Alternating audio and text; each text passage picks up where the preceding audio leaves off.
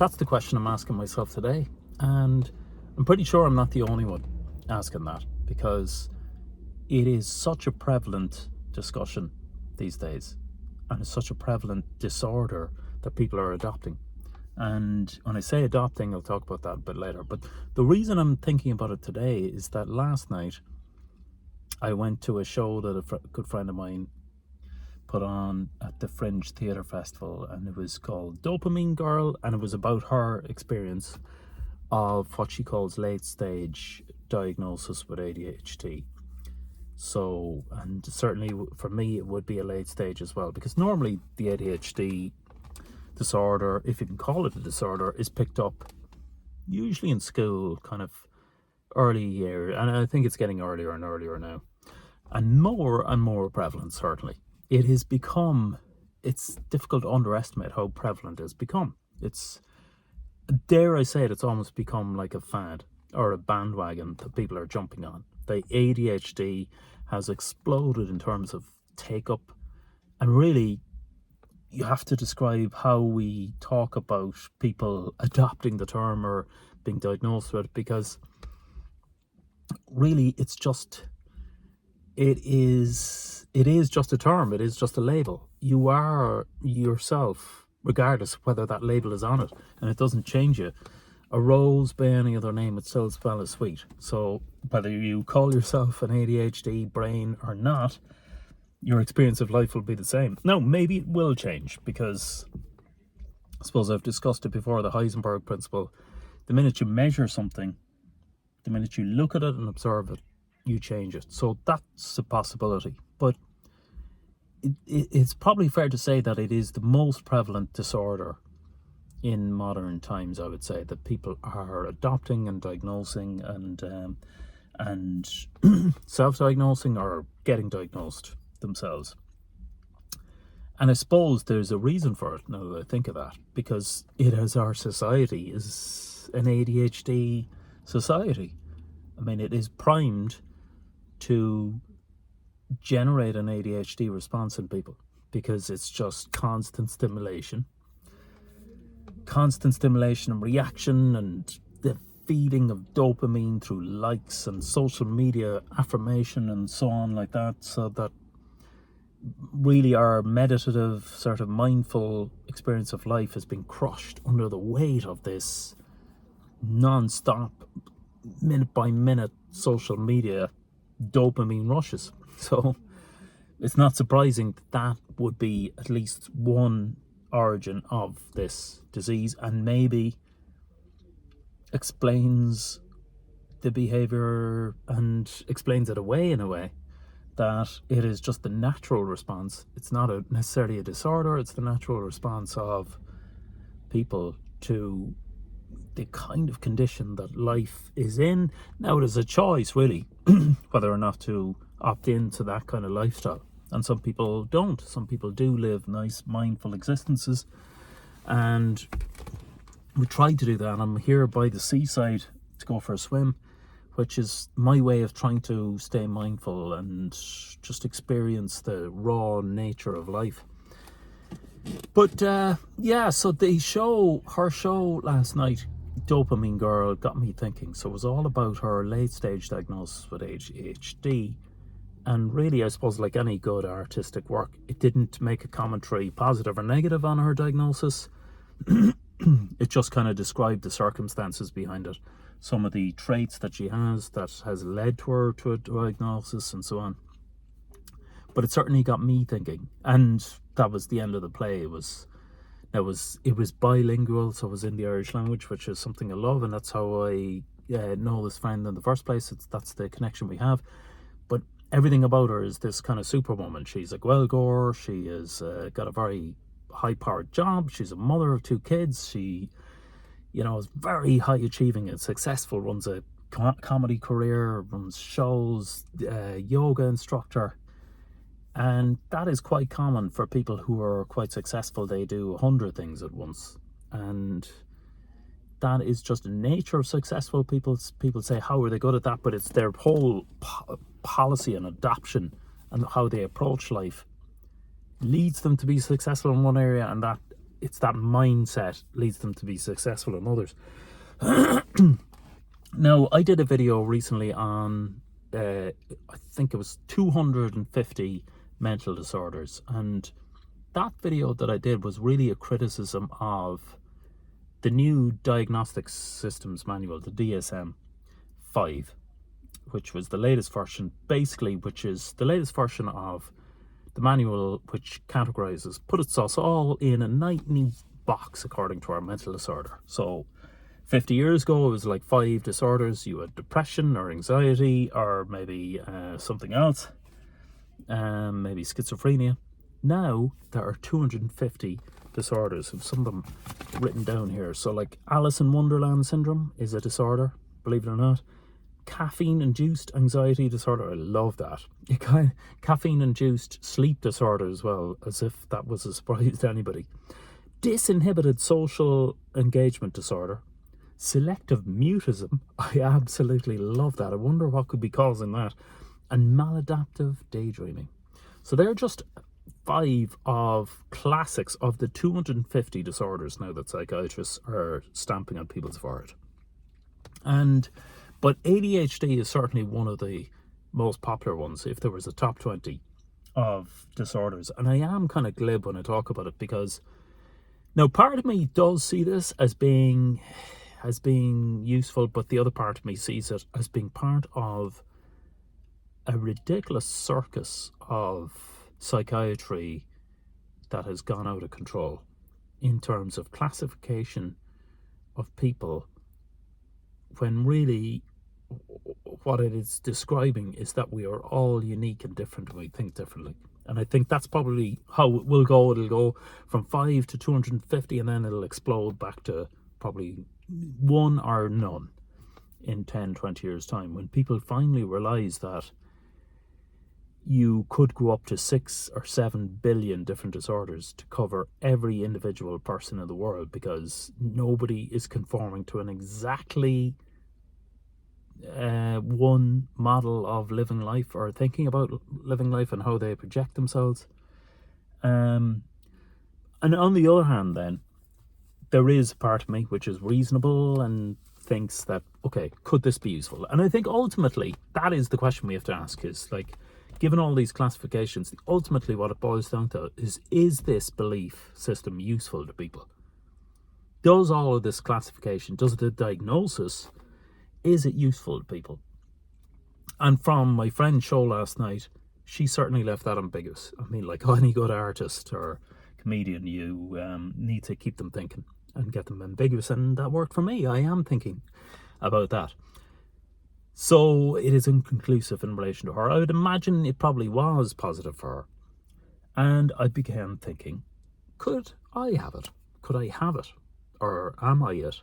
Or do I have the label? Would the label be useful? It's difficult to know what the right question is. What is the most empowering question? But I certainly probably have a lot of the symptoms that she was talking about. When I think back in my life, I am very easily distracted, and focus and attention is very difficult for me. And I laugh about it now, but it has led to some torture for me over the years. And when I was thinking about it, looking back, I really don't know how I got through school and then an engineering degree, where you really need a lot of focus in order to bang out the results. But somehow I managed to do it. And I don't know, there's a contradiction there, because all the way through my life, that shiny sparkle at the side of my peripheral vision will distract me. And I've managed to get through life while that distraction is there, and I yield to it. So I probably have a very different way of working to most people. And a lot of people I know, they get a task for a day and they can put their head down, they do that one task and then move on to task 2, after a couple of hours. With me, I start on task 1 and then I start thinking of something else, task ZXY, and I'm deflected onto that, and then I think of something else and I add a little bit onto this, and then I get an idea of something else that I'm working on and I add a little piece to that, And then I come back to task 1 and I push that forward a little bit, and then I realize there's something else over here and I add to that. And I've probably got 5 or 6 parallel streams of things that are going in all different directions, and I'm kind of pushing those along and gently pushing them along all the time. And I suppose the conclusion I've come to over the years is that it works for me. And no, it's not without its pain though, because there are times when you do need to focus on one thing, and that leads to an awful lot of stress, because you do need to just focus on one thing or push it over the line, and that can be extremely difficult. And it can be, but like, I suppose that's the natural way that my brain works. It wants to work at more than one thing, preferably really as many things as humanly possible at the same time in parallel. That seems to be the way I'm most comfortable doing things, because that's the way every day ends up, for good or for bad. No, I would say, looking back in my life, I have succeeded in a lot of areas which I would be very grateful for, and so I am grateful for the mind that I've had. But it certainly has not been without its torture occasionally, because certainly in the modern world you do have to function in a way, in a kind of a linear way, which I can't manage. A very non-linear, and the direction is all over the place, and all I can say is that I prefer to sketch things out, and it's little sketches here and there, and suddenly after a while eventually the picture emerges. Whereas with some people, they'll fill in the detail on, one piece of the jigsaw, and then the next detail of the piece. And whereas with me, I prefer to do the overall thing first, and do a 10% or do 40% of the whole thing first before doing 5% of one thing exactly. I mean, in some ways, when I was thinking about it, I think there must be an evolutionary incentive to have distraction. And with everything, I mean, nothing is there without a reason. I firmly believe in nature. So nature programs us in a certain way, or evolves us in a certain way for a reason. I don't think it's just an accident. And I think, if you think about it, ADHD, or the tendency to be distracted and to go on to other things, is a naturally advantageous thing for the species, for mankind, for nature. Because if we didn't have that in any way, then we would all be tackling one single task, chipping a stone into a rock, into a wheel, and we would be content to do that and just generate the same wheel over again for 30 years. And it is only that distraction where we're chipping the rock into a wheel and we see something else and we're motivated to be distracted into something else, and maybe that doesn't work, so we're distracted to look at something else, and so we get continuously distracted into lots of different fields where we can make mistakes. We can go down dark alleys and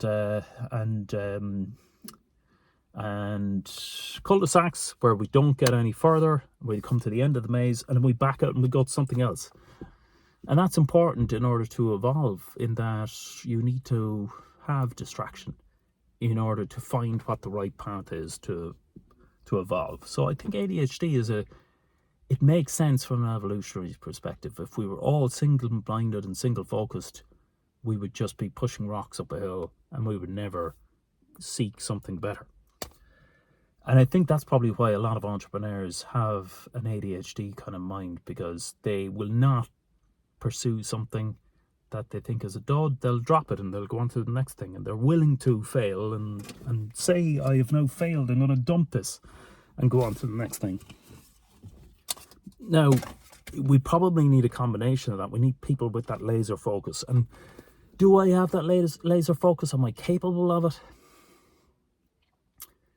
I suppose I must have, because to succeed in the areas that I've had, I have to have had to be able to unleash that focus at times. And I suppose when it comes down to it, when I really need to meet that deadline, looking back, it does get done.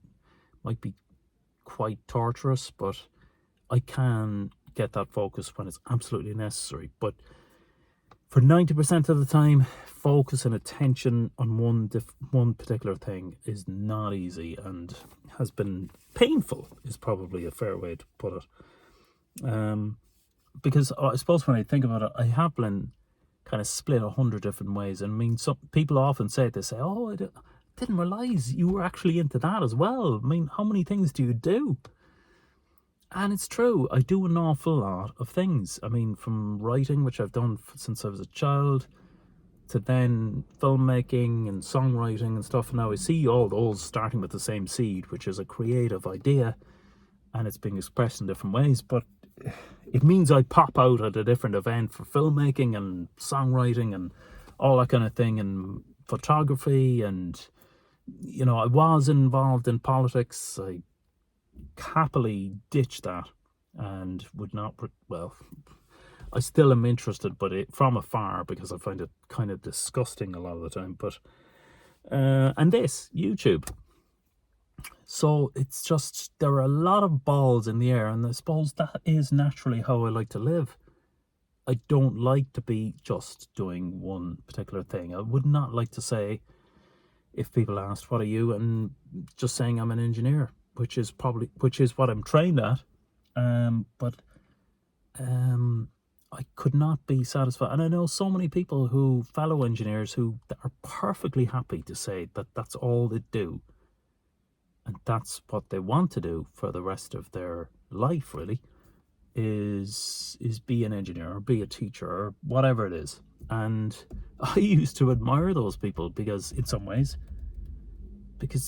just the ability to be just satisfied with kind of consistency.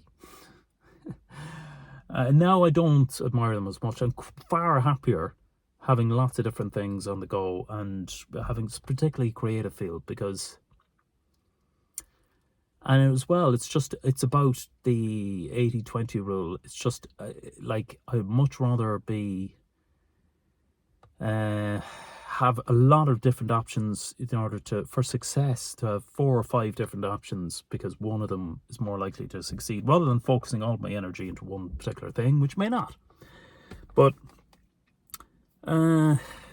partly the motivation for it, I mean, I was thinking about the ADHD and the desire to just do so much, and partly the motivation certainly is that my parents died when I was in college.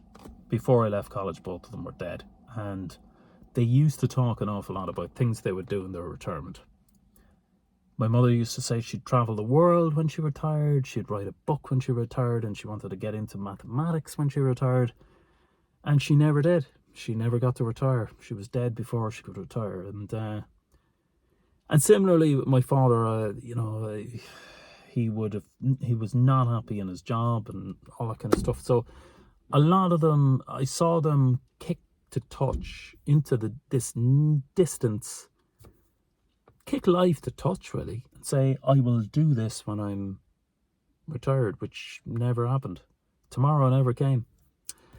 And that was a sad lesson, but it was a salutary lesson, and something that has driven me ever since, that I have a terror of postponing anything, because life is ruthlessly short.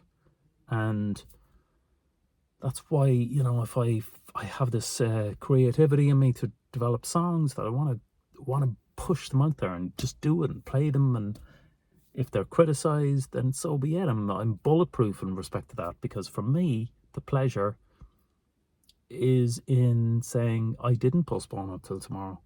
I want to immerse myself in it now and feel that buzz and juice of creativity now, rather than postpone it. And well, same with filmmaking and writing and all that kind of stuff. But yeah, the diagnosis of ADHD, I mean, the feeling I have is that, like, I have been on antidepressants, as I've said in this channel. I've done a review of pretty much every antidepressant that is available, because I've been through them all.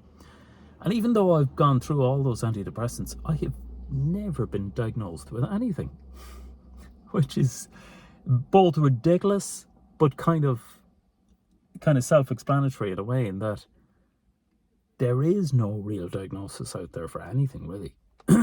In terms of, well, there is for physical, they can see it. But in terms of mental disorder, for the want of a better word, there is no diagnosis. Really, there's no way. As far as I know, nobody puts you into a brain scan and finds that elusive, deadly chemical imbalance that everybody talks about. Does it even exist, the chemical imbalance theory? I think it's been discredited. So a diagnosis is almost worthless. It's just, now, I say almost, that's because I do hold out some hope that it may help people. And if you're listening and you have been diagnosed with something and it helped for you, then I'm delighted, because we need all the help we can get. But I mean, in the 10-minute sort of slots that you get with a doctor in Ireland, and I'm sure it's probably the same in other countries, what form of diagnosis in God's name can any doctor do within that 10 minutes?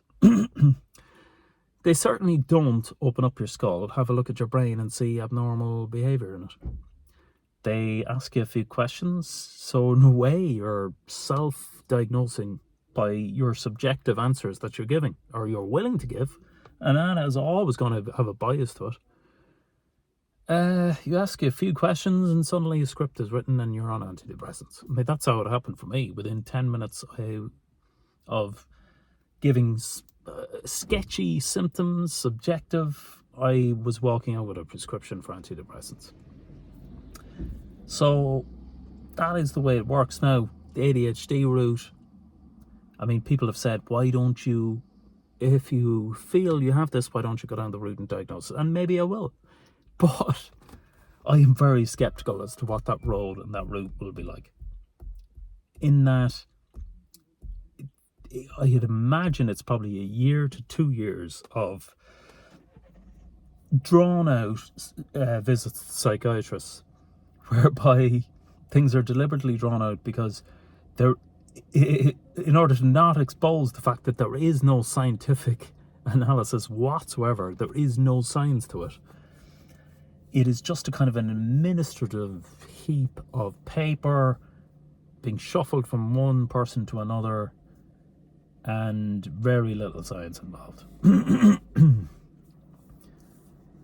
So I'm skeptical about going down that route. Now, maybe I would, because if it provides some answers to my journey and my question, which I've been on for many years now, in order to find out what the hell makes me think the way that I do, how can I best cope with the challenges that I have and still have. Absolutely, I'm willing to do absolutely anything. So, fox has just run right in front of me. That is lovely. He's going down to Sandy Cove Beach there. That is lovely. I love foxes, especially when they start coming out at night. They kind of take over the place. And I suppose the other end, and really I suppose because I'm so cynical is not the word. I would not like to be cynical about anything. I think that's very destructive, but I am certainly critical and skeptical a little bit about the whole diagnosis system and the whole psychiatric system, whereby diagnosis is churned out or not churned out, and people are given a label, stamp on their head, and it helps or doesn't. But so because I'm kind of skeptical, all I'm worried about is, okay, after all that churning of paper for 2 years, what comes out the other end? Is it Ritalin? Because that seems to be what pops out at the end. That you go through this washing machine of referrals from a GP to psychiatrist to probably another psychiatrist to probably another specialist, back to a GP to another psychiatrist, and then back to some government body which will decide or not decide whether they want to pay for what comes out the other end. But after all of that, in the Charlie and the Chocolate Factory, what pops out of the machine? And it's probably just a tablet of Ritalin. Because that's what it boils down to. For the people that I've spoken to who have gone through that washing machine of diagnosis, that's really what it boils down to. You get Ritalin. You get a tablet of Ritalin. That's their solution. Here you go. We have now put this label on you. It is ADHD, Attention Deficit Hyperactivity Disorder. And this pill is how all the paper and everything else and diagnosis and all the talk and churning of paper has been distilled into this solution, which is the pill of Ritalin. And so really that's why I'm skeptical. I'm kind of going, I mean, part of me thinks, could I just jump to the chase, just give me the Ritalin, let's see if it works. Because I'm already trained and primed in that process of with antidepressants, this won't work for 6 weeks and it'll make your life hell and you'll be crying like a baby and you won't sleep and you won't be able to do anything really. And then hopefully at the other end, it'll start to take effect. And if it doesn't, we'll double it, and then we'll try another antidepressant and, maybe it'll work. So I've been through all that circus before with SSRIs, so I feel like this is a story that I've read already. And I just want to get to the last page, which is Ritalin. Will it help? And I've talked to friends of mine, and shocking number, not just friends of mine, shocking number of friends of mine that are on Ritalin. I mean, it seems to be the most explosive drug at the moment. I mean, it seems everybody in Ireland is on it. I mean, it seems to have replaced Xanax as the prescriptive drug of choice. I was once filming a film. I was acting in a film recently about a couple of months ago during the summer. And we stopped for a break. There was 10 of us, and I think 8 of the people there were on Ritalin. And I was one of the people who wasn't. And, it's kind of very typical. The artistic kind of community would be those which would be most easily funneled down that kind of avenue of ADHD because they think differently. They dare to think differently. And that's a disorder nowadays, thinking differently, thinking in an obscure way in a creative way. And really, the pill is about squashing that and crushing it. But I couldn't believe it. I mean, that sample size was just shocking. And then I digged a bit more, and so many other of my friends were on Ritalin. And I suppose, and I heard, much like SSRIs, that's what I was expecting, that I'd get the same sort of review that SSRIs would have, and that tended to be the case. It was mixed, probably more favourable than most SSRIs would get. For most people, it seemed to work. One particular friend of mine, she does 3 different jobs as well, kind of fits the same thing that I kind of find myself in, doing loads of different types of things, and she's artistic and works in film. And she seemed to think Ritalin worked wonders for her. She was unable to focus before it, and it gave her the magic that I was wondering, would it give her? It allowed her to focus, which made me very curious about it. And so, I mean, I suppose that's what I'm skeptical about. Like, do you go through all of that, jumping through hoops and questionnaires and give me the right answer to my obscure question and all that kind of stuff in order to just get that pill at the end? Is it as simple as that? And usually it is. That seems to be my experience, that's all really that comes out of it. And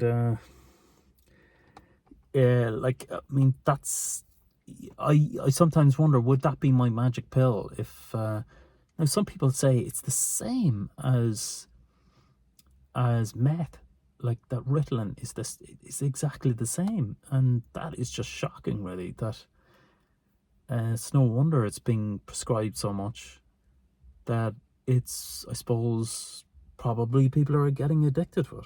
And it's what I probably said in a previous video, that I think a lot of the prescription drugs that people are giving out now will be banned in the future, and a lot of the stuff that's banned now will be legalized. But the Ritalin does seem to be doing people a lot of good. Now, what kind of shocks me, and well, just shouldn't shock me, of course, is that they're not just taking Ritalin. The psychiatrists, like always, our good buddies, are shoveling 6 or 7 different prescriptions down people's throats. And God knows how the interactions are managing to work between those. Now, the psychiatrists just don't care, really. I mean, their main goal seems to medicate people as much as possible, squeeze as much medication down people's throats, and sort of just numb them into a kind of a submission. But very few people seem to be on just Ritalin alone, which makes it almost impossible to determine whether that is a solution or not then. But that is very typical and very I'm well used to that kind of story with all the other SRIs and everything else. So that is my experience, and that is the question I'm asking myself today, is do I have ADHD? That is the question. And does it matter? A rose by any other name would still smell as sweet. I will still have the same brain, regardless of whether somebody writes that on a sheet of paper or not. Now, would it help me to understand my brain? Maybe. Would the medication help? And maybe it would. I'm starting to feel a little bit emotional now thinking about it, because I suppose it's recalling the fact that I do have a lot of trauma in relation to ADHD, or the suspicion of ADHD, because the inability to focus sometimes leads me into a very stressful place. But then I have to be grateful and thankful that it's led me into a place where I do so many rich and varied things in life as well. So that's my analysis of it. If you have been listening to this and managed to listen for 31 minutes and 40 seconds and are able to diagnose whether I have ADHD, then I'd be very grateful. Then let me know, because it will be about as accurate and as useful as any psychiatrist could. So thanks for listening. See you next time.